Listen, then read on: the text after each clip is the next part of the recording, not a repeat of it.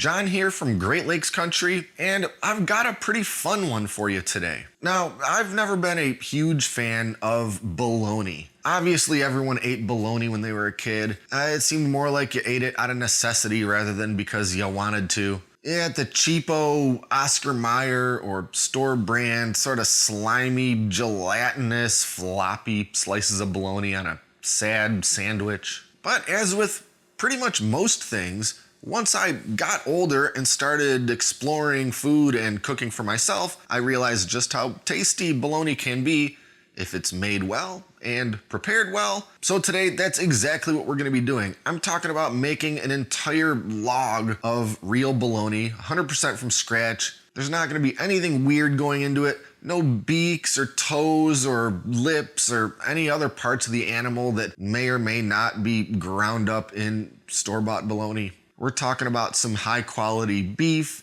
and pork and seasonings and all sorts of other good things that are going into this to make ourselves a real delicious 5-pound log of bologna. We better get right into it because there's a whole bunch of steps that we have to do that actually spanned over the period of about 3 days. And here is the protein that we're gonna be using for our homemade bologna today. What I've got here is some beef and pork. And specifically, I've got myself half of a pork loin, still with a bit of a fat cap on it. I've got this little chuck roast, and I've got a whole lot of beef fat, and this came from brisket trim, and I still need to do a little bit of cleaning up on basically all of this. What I wanna do is really do my best to separate the fat from the meat, because a bologna recipe calls for a sort of particular ratio of fat and meat. And in order to achieve that ratio pretty closely, I'm going to need to separate the fat from the meat. So that's not gonna be too crazy of an operation for this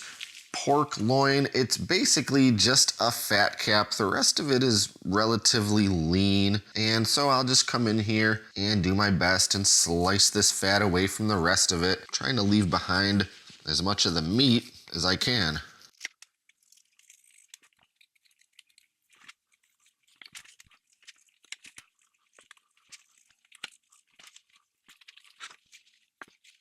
And that's looking pretty good to me. There's still some little bits of white fat here and there on there, but the majority of it I have separated away and we're looking pretty good. Now, as for my little chuck roast, I pretty much have to do the same thing, and it will be a little trickier because it's got these big areas of fat kind of all throughout. So I'll just do my best. I'm obviously not gonna be too worried about all of that little intramuscular fat. I'm really just looking for the big hunks of it that I can relatively easy separate from the meat.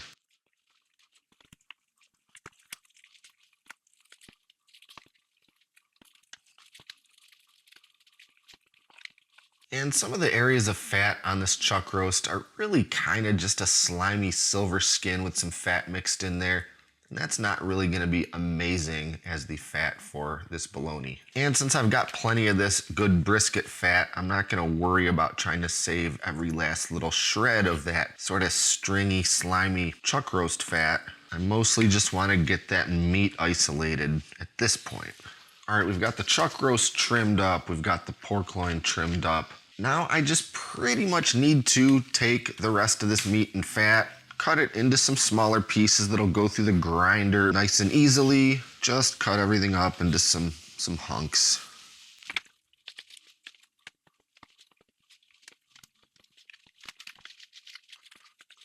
And while I'm doing this, I'll mention that plenty of bologna recipes call for 100% beef, but many of them do, of course, use some combination of pork, beef, some have chicken in there, or all manner of other proteins that we may or may not want to know about. But you can kind of get away with doing it however you like. I think a good bologna is going to have some beef content, but subsidizing that with some more inexpensive and more easily available pork isn't gonna hurt anything. That's what I like to do. As far as this brisket trim goes, we're not gonna need all of this. This is going to be a 5-pound batch of bologna, meaning I'm going to be using 5 pounds of meat plus fat. And 25% of the weight of that is going to be the fat. So I can get a little bit picky about the pieces of fat that I want in there. So I'll just go through this brisket trim a little bit Look for any really nice sort of clean pieces of fat that don't necessarily have a ton of brisket meat still attached to it. You know, this piece here, that's about half fat, half brisket. Well, that would be great in something else, but for this, I want some pretty much just solid pieces of fat like that. All right, so now here we've got all of our trimmed up and weighed out meat and fat. This is a 75-25 ratio blend I'm doing here. So that means I've got 3 3/4 pounds of meat. That's a mixture of the pork and the beef, and 1 1/4 pounds of fat. And I ended up using only fat from that brisket trim, which I think is gonna contribute wonderfully to the flavor. And we were a little pork heavy with the meat, so I think this just sort of balances everything out nicely.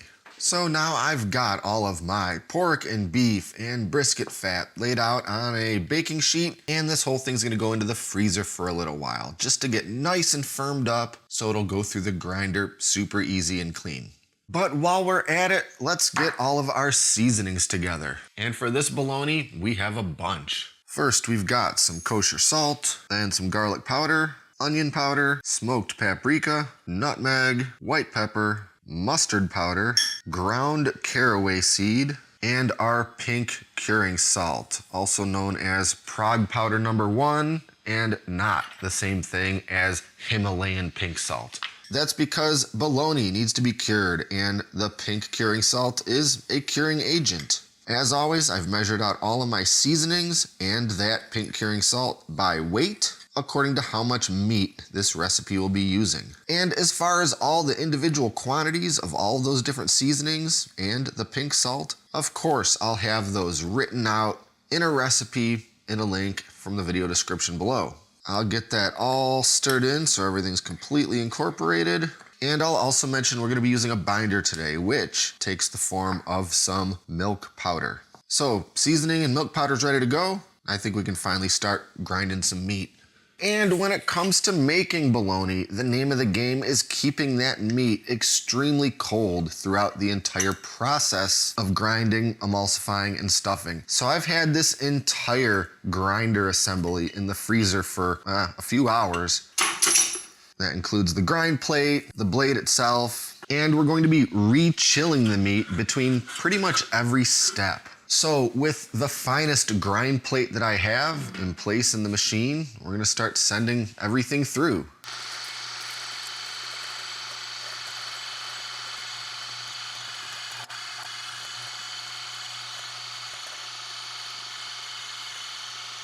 All right, that's looking like a pretty nice grind to me. Got everything through once. Now I'm gonna set this back in the freezer for a little while so it can get nice and cold again and firm up a little bit once more so we can do our second grind. All right, the ground meat is pretty well firmed up again from the freezer, so let's run it through the grinder one more time.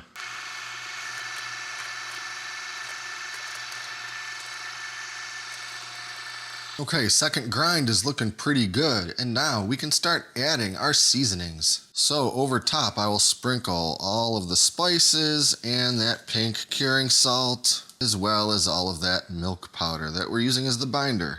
And we'll start getting all of this mixed into the ground up meat and fat.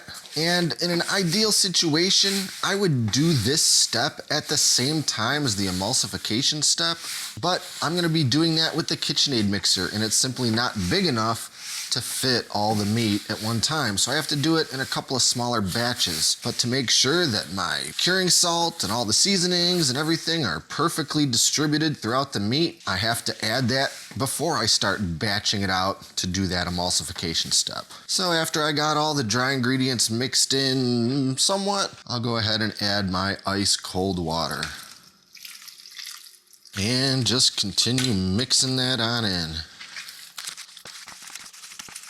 Time to emulsify. So I'll load up the mixing bowl of my stand mixer with, I guess, about half of this meat. We don't want to do too much at a time because it'll start spilling over the top. Get the bowl in place. We've got the paddle mixing attachment. And now we're just gonna go on about medium speed until this meat's looking real weird. We're looking for a pasty, homogeneous texture that doesn't really hardly resemble meat anymore. Just a sticky blob of pink weirdness. And once this meat is totally pastified, we can transfer it out of here. Doesn't look very appetizing in this form, but I promise it's gonna look a lot better once it actually becomes bologna. And we'll get the other half of our meat transferred into the mixing bowl and let her rip for another few minutes. All right, we're almost ready to stuff all of this into our giant bologna casing, but there's one thing that I like to do first. And it's a little bit of a silly step, but in the act of that emulsification step, we essentially made a great big pile of meat whipped cream. And that is to say, it got very aerated in the process of that. And so there's a lot of air trapped in it. And when I stuff all that into a great big sausage casing, it's entirely likely that there's gonna be some sizable air bubbles and air pockets trapped within that meat. And that will turn into some great big, basically holes in our finished bologna if we leave them in there. So what I'm gonna do is temporarily transfer all of this emulsified bologna meat into a great big vacuum seal bag. This thing is surely longer than it needs to be, but I wanna give myself plenty of room. Because once it's in that bag, I'm gonna start rolling it with a rolling pin. Or rather, squishing it and forming it as best I can every which way to try to press out any of those stubborn air bubbles. And I'm realizing I shouldn't have sealed up the bottom of this bag quite yet because now all that air is trapped in the bag. So I'll give it a little poke so we can push that air out.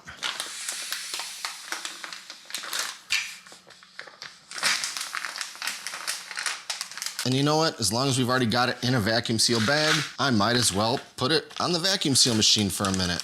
Yes, I poked a hole in the other end, so this isn't going to work quite right, but I think that if I kind of just pinch closed that area that I poked, we should be able to suck a lot of extra air out of this bag.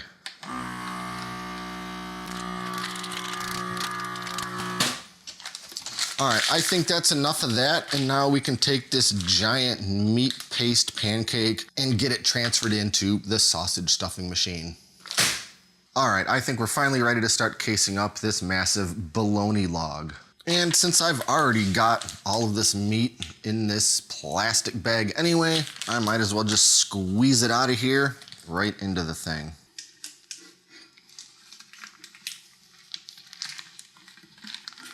Well, that didn't work quite as well as I'd hoped because of just how sticky this meat mixture is. Nevertheless, we got it into the canister for the sausage machine. In it goes.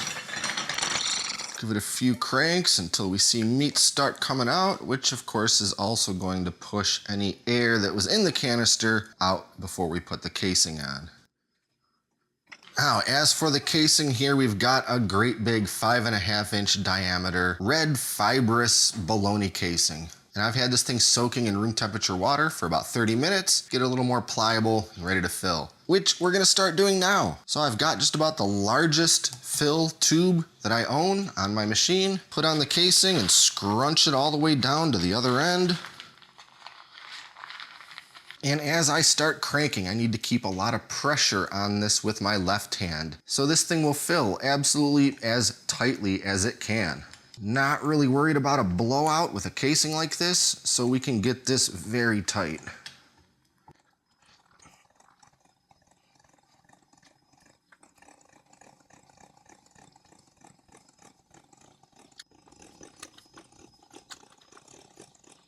And there we are.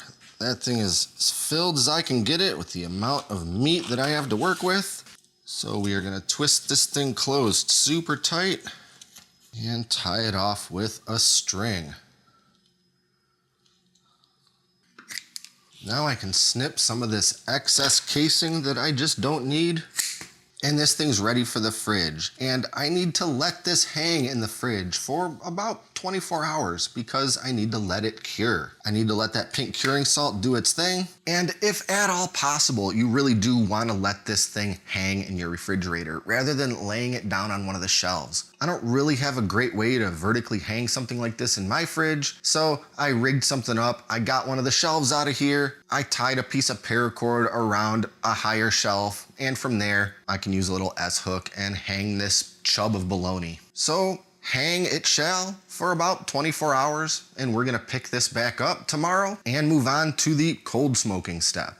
Okay, here we are the next day. My bologna log has finished curing, and it's finally time to start getting some smoke on it. And for this, I want to do a true cold smoke. And for that, I'm gonna do what I always do, and that's use this little pellet tube. These things are super easy to use and work very well. All I need to do is fill this little mesh tube up to the top with some pellets. Use whatever kind of smoking pellets you like. Right here, I've got oak, because that's what I usually use. Fill up this tube, set it right there in the grill chamber of my smoker. Get it lit up with a barbecue lighter, or in my case, I like to use my trusty torch. Let that flame burn away for just a couple minutes, and if it doesn't blow out on its own, blow it out manually, and those pellets will continue smoldering for quite some time. A tube this size should smolder and smoke away for about 4 hours, and that's exactly how long I'm gonna let it cold smoke this bologna.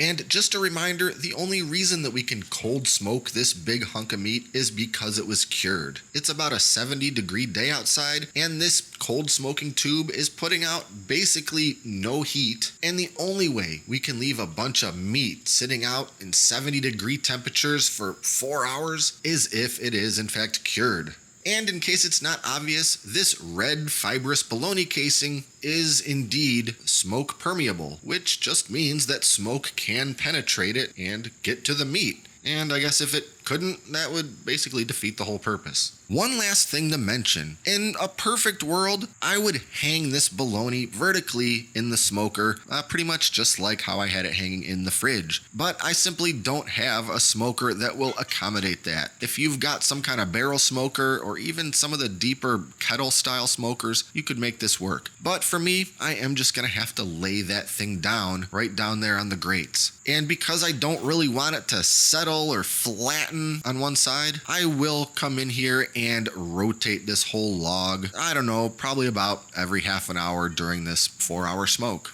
Anyway, I'm closing the lid on this smoker, and we'll pick it back up in about 4 hours when it's ready to pull out of there and move on to the next step.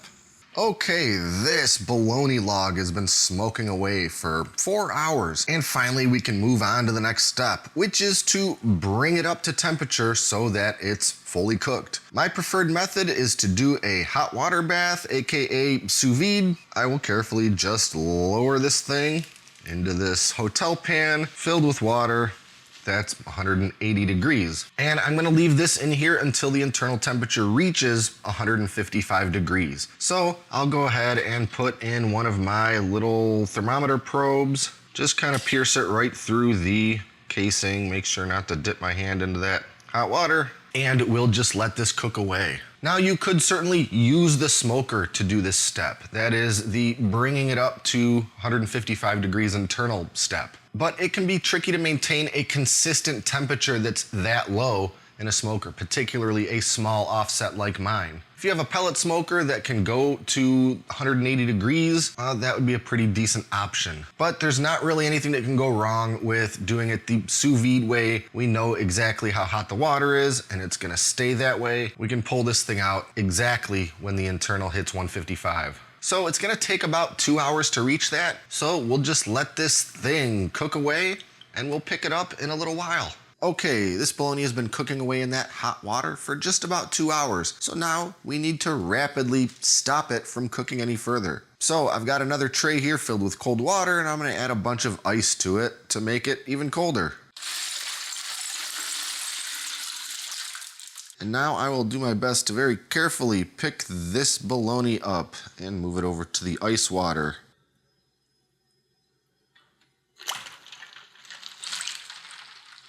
And unfortunately, I don't have another especially deep hotel pan, so I'm just gonna make sure that I move this thing around pretty regularly for about the next 30 minutes so it completely stop cooking and come down to a cool temperature. So I'll let it sit here and do its thing for a little while longer, and once it's totally cooled down, this bologna is technically finished and ready to eat.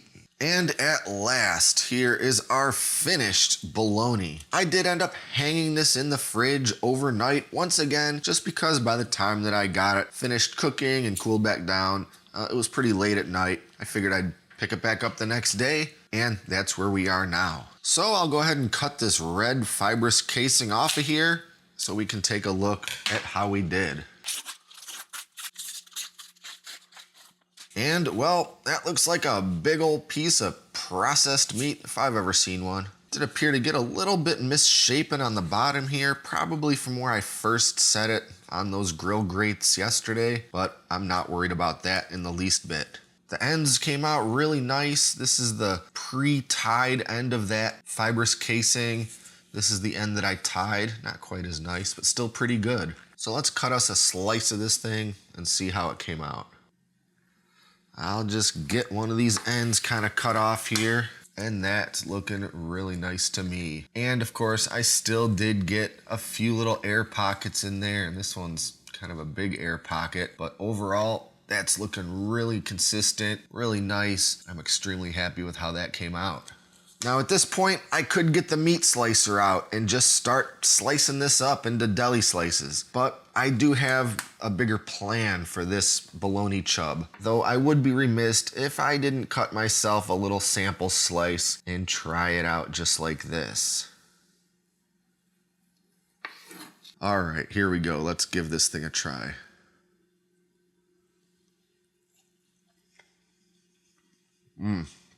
Just imagine the most flavorful, tasty, lightly smoky bologna you've ever had, and that's what this tastes like. There's nothing mealy or weird about the texture, which I know is something that happens sometimes if people don't use enough fat or they let their ingredients come too high in temperature as they're doing the whole process, basically right up until you start that first smoking step. And I say that first smoking step because, well, I could be perfectly happy with this hunk of bologna right here. Slice it up and make some sandwiches, but I'm gonna take pretty much the rest of this bologna here and turn it into just a true barbecue delicacy. That's right, this thing is getting smoked again. And there's a few things we have to do to prepare it for that. But when we're done, we're gonna have the most succulent, tasty, unique, seasoned, smoked, sliced barbecue bologna you've ever seen. And we'll be taking that final product and making the most amazing fried bologna sandwich. All right, to get this bologna ready to go back on the pit, there's a couple things we have to do. First, we're going to score some very shallow slits all over this thing. And we do this for a couple reasons. First, as this thing smokes the second time, these little areas that I slit will spread open just slightly. They're gonna let some more smoke in, they're gonna let a little bit more fat out to create somewhat of a bark. And well, honestly, I really just like how it looks. I think it makes for a really nice presentation for some real high quality smoked bologna. So we're just gonna go long ways all the way around, maybe every couple of inches. I don't have to get real precise here. I'm not gonna get out the protractor and the slide ruler. Slide rule, is that what those things are called? I don't know. Then after that, we're gonna do the same thing, but around the circumference of the whole thing. Again, every inch or two, all the way around. I'll try to do my best here because after I cut the slit, I can't really see where it was.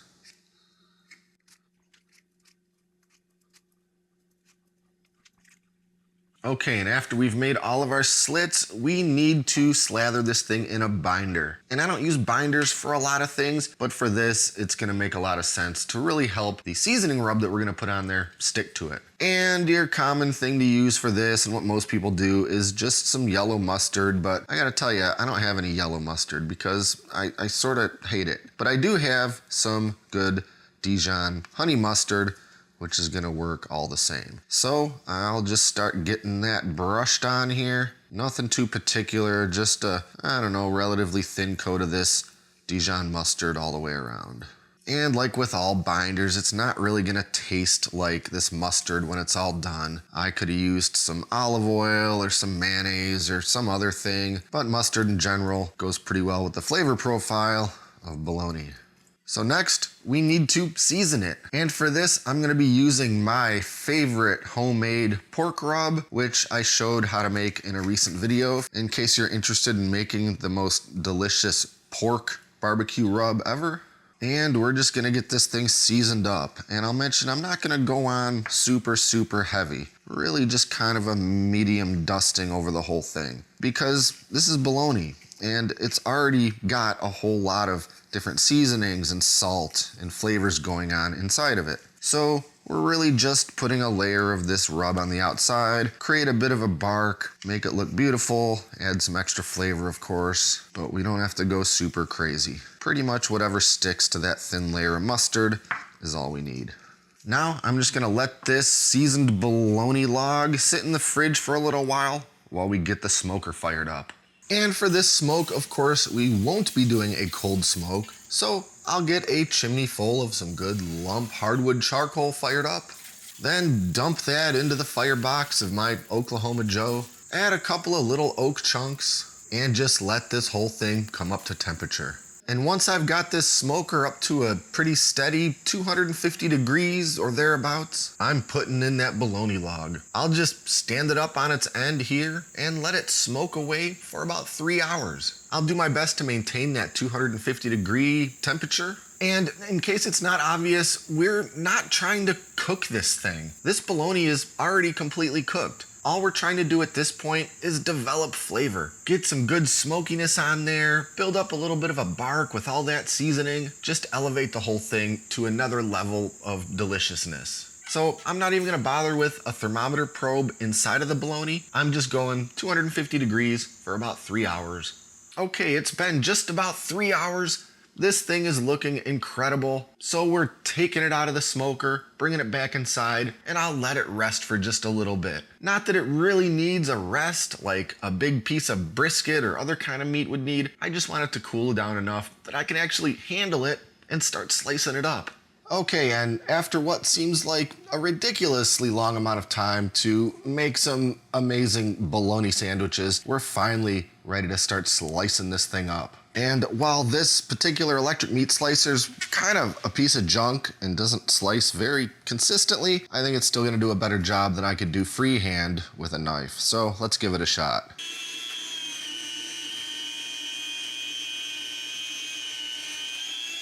And that's looking pretty nice to me. A good thickness for some nice sandwiches. I think I'd be happy with that if it was thicker or thinner, but this right here, that's gonna work perfectly nice. So let's slice up a bunch of these so we can make up a sandwich.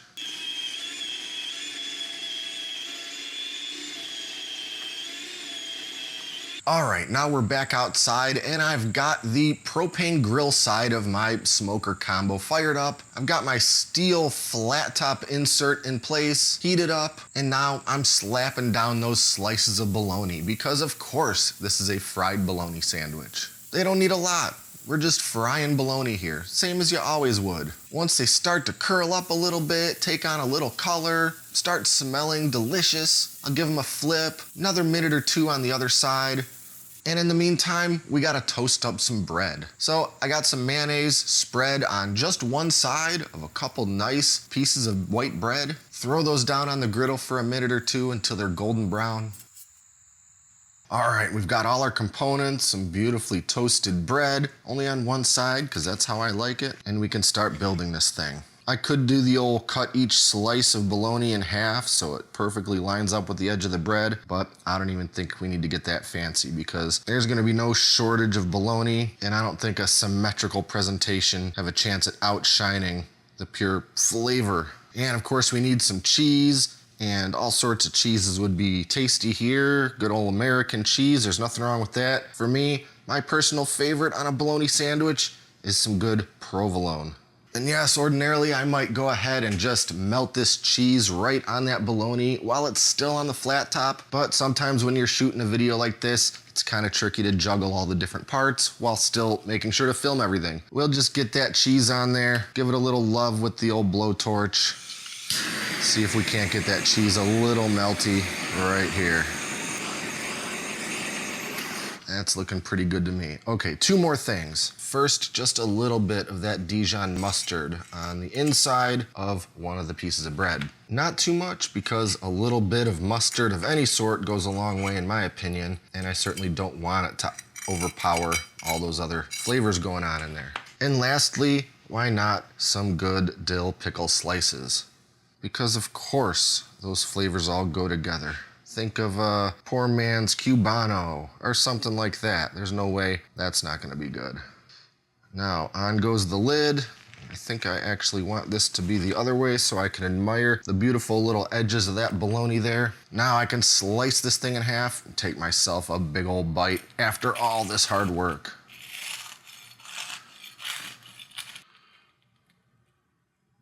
What's not to like about that? Let's do this.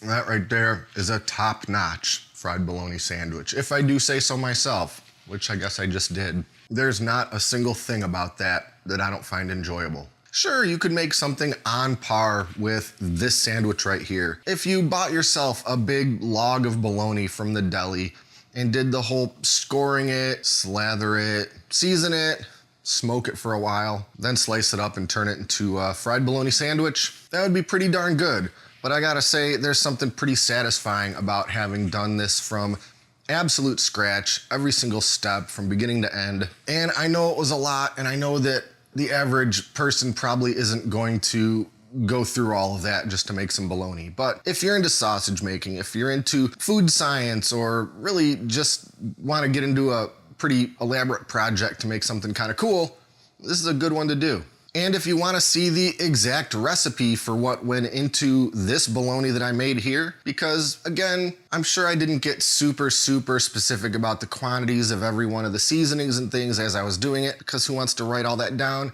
And you know I'm gonna have a link to the full recipe in the video description anyway. And I also had to use a lot of gadgets and tools and kitchen equipment to make this whole thing. So I'll put links to pretty much all of that stuff in the description below as well. The grinder, the stuffer, the slicer, the smoke tube, well, just everything. And even that pink curing salt. I'll put it all down there because I know some of you guys are gonna ask me about it. Well, anyway, I guess that's about it. In the meantime, I've got a ton of bologna to, well, maybe not eat all of it by myself because that would be a lot of bologna, but I'm certainly gonna share it with some people, give it away, let everybody have a sample. As for the rest of this sandwich though, I'm gonna be devouring this all by myself. Be sure to like and subscribe and stay up to date with all our latest stuff, including future barbecue, smoking, food, and sausage making videos. And a big shout out to all of our Patreon supporters who let us keep making these videos week after week after all of these years. And if you'd like to consider supporting us on Patreon, check out our Patreon page at, you guessed it, patreon.com/Great Lakes Country. Anyway, I'm John, and I'll see you next time.